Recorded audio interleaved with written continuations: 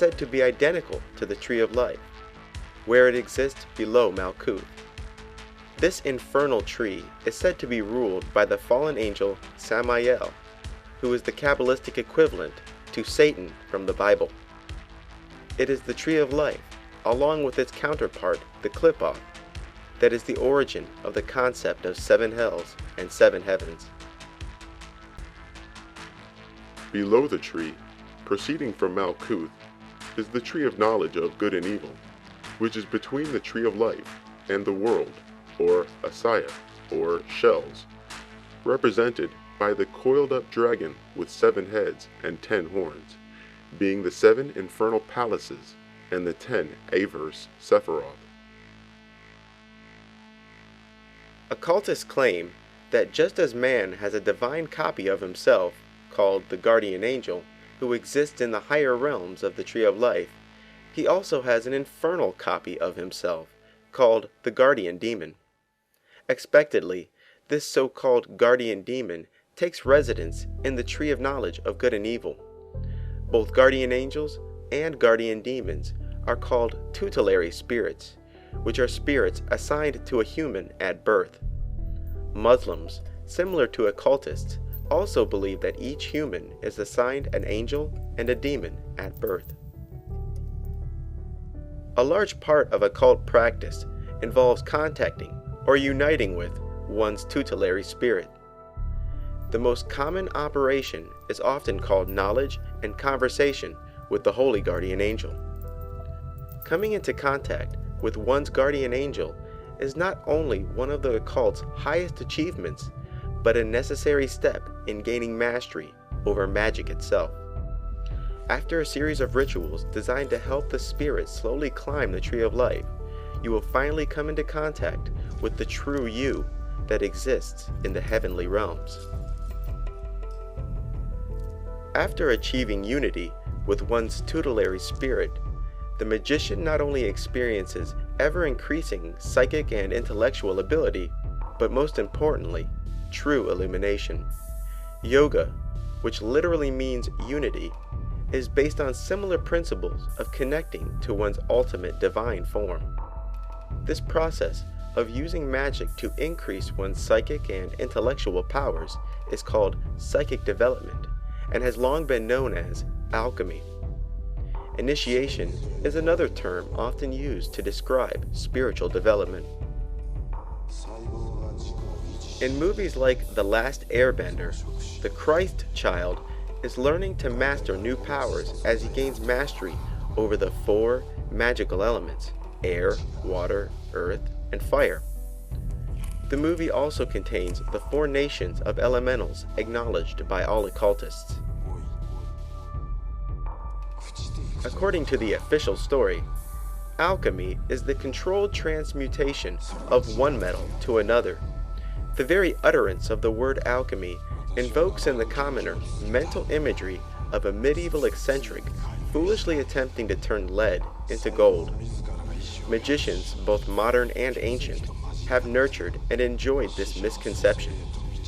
As usual, these magicians cleverly conceal the truth of their work in symbols, while the profane tried in vain on account of taking the symbolic literal. The metals of alchemy have absolutely no relation to the physical manifestation of the metal. The minerals of alchemy have absolutely no relation to the physical mineral whose name it bared. The answer, in part, is to be found in the hexagram and the Tree of Life. The hexagram, falsely called the Star of David, is only connected to the Jewish people because of the Kabbalah. The hexagram is actually a symbol for the 7 of the 9 Sephiroth above the material plane. It is essentially a symbol of the 7 magical planets: the Moon, Mercury, Venus, the Sun, Mars, Jupiter, and Saturn.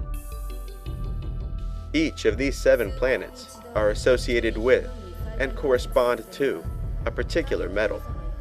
Further, each of those 7 of 9 Sephiroth above Malkuth also correspond to a particular metal.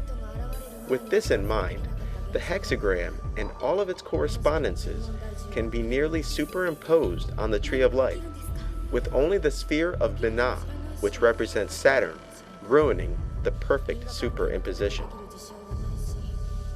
Similar to how the fruit from the tree of life can increase one's power, so too can fruit from the tree of knowledge of good and evil, because it is the realm of demons, including your own demon. If you recall, Adam and Eve, after eating from the tree of knowledge, knew they were naked and made aprons for themselves with fig leaves. Could this be the reason why Masons wear aprons? Is the apron a symbolic reference to the fig leaves of Eden? Do they use the apron to express in a coded manner that they themselves have eaten the forbidden fruit and gained its powers? The tree of life is further divided into 3 pillars. The left pillar is the feminine pillar, represented by the moon or salt. The middle pillar is androgynous and is represented by both the planet and metal Mercury. And the right pillar is masculine, represented by the sun and the mineral sulfur.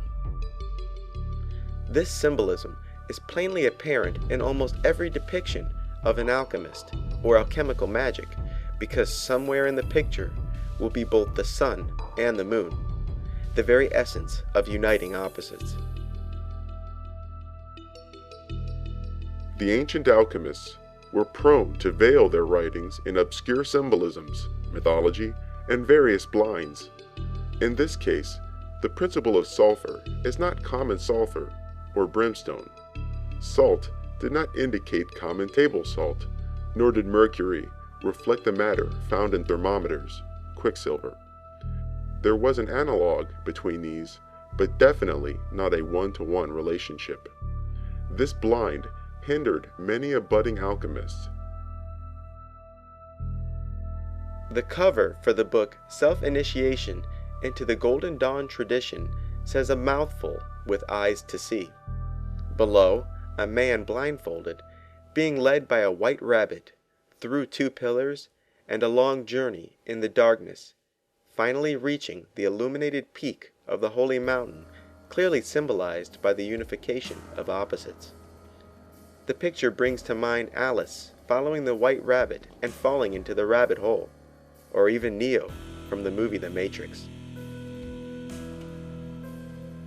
In the movie, Neo is contacted by the rebels of the machines and told that the white rabbit will lead him to the truth of the Matrix.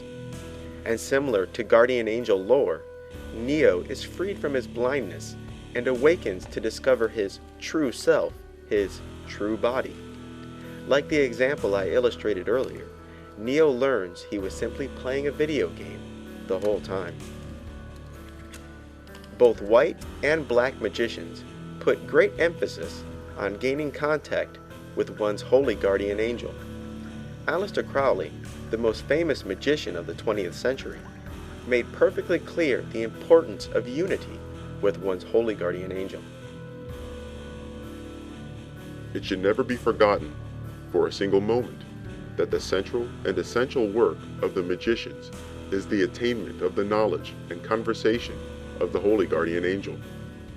Once he has achieved this, he must of course be left entirely in the hands of that angel, who can be invariably and inevitably relied upon to lead him to the further great step, crossing of the abyss and the attainment of the grade of the Master of the Temple. Aleister